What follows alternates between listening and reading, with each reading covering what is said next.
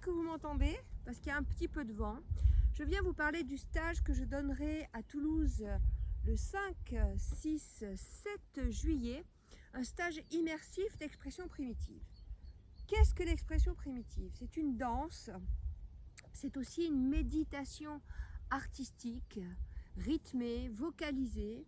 On peut parler aussi d'une médiation artistique. Alors, que veulent dire tous ces mots? C'est une danse qui retrouve les raisons de l'origine de la danse. La danse est devenue purement artistique et elle fait son travail de sublimation, de symbolisation. Pour les danseurs aguerris, c'est un plaisir et c'est une façon de transcender.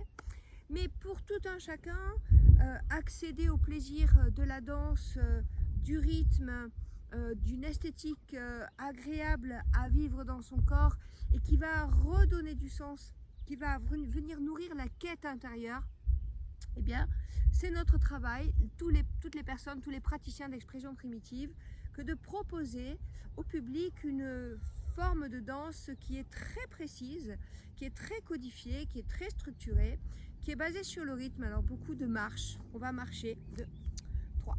On va donner des gestes qui sont des gestes contenus, par exemple ça veut dire la terre.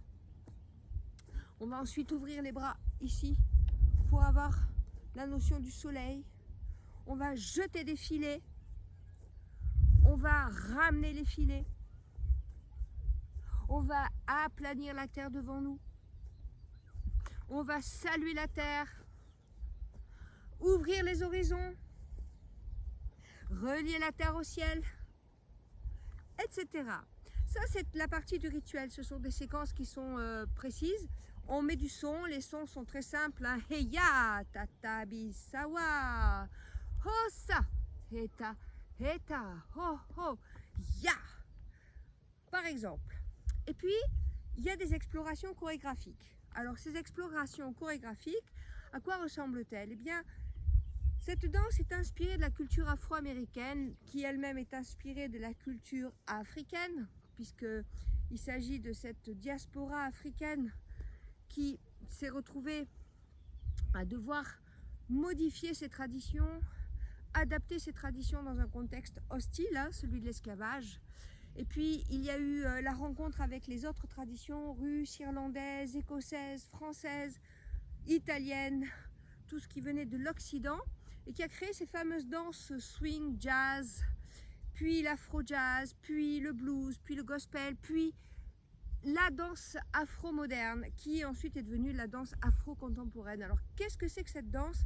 Eh bien, c'est une danse qui va s'inspirer des traditions africaines, mais pour autant on ne va pas se retrouver dans une situation où on va faire des mouvements très rapides de la danse guinéenne ou de la danse malienne ou de la danse du Burkina, qui sont adorables, je les transmets aussi, mais on va plutôt aller chercher quelque chose qui se trouve à la croisée des chemins, à la croisée des rencontres culturelles de l'Occident et de l'Afrique. Et puis, nous insistons en expression primitive pour mettre sous ces propositions de danse une grille très précise qui permet de retrouver tous les effets, alors nous on va dire thérapeutiques, parce qu'on est en Occident, mais dans certaines traditions premières, le mot thérapeutique arrive, bien sûr, parce que tout le monde se met à ce mot-là, mais ça fait partie de la vie, c'est-à-dire aller danser, aller solliciter une cérémonie. C'est une façon de prendre soin de l'individu, prendre soin de la famille, prendre soin de la communauté, prendre soin de l'humanité et même prendre soin de la terre. Donc toutes les danses que nous allons écrire en expression primitive et que je vais vous proposer d'explorer au cours de ce week-end à Toulouse sont basées sur ces constructions-là. Donc des gestes qui sont pairs, hein. On va aller chercher du symbole, on va avoir des possibilités évidemment d'aller chercher un peu dans la danse contemporaine africaine, mais on s'y retrouve en tant qu'occidental et ça me paraît important, c'est une rencontre. Et puis il y a ces structures symboliques, gestuées, vocalisées, qui apporte une centration, qui apporte une méditation, un état de méditation, même si on est en rythme, même si on est en train de chanter, même si on est en train d'échanger avec les autres, nous sommes en état de méditation intérieure, intense, et ça nous emmène à trouver du sens, ça nous amène à connecter nos émotions, ça nous amène à apprendre à gérer nos émotions. Ça se fait sans qu'on en parle.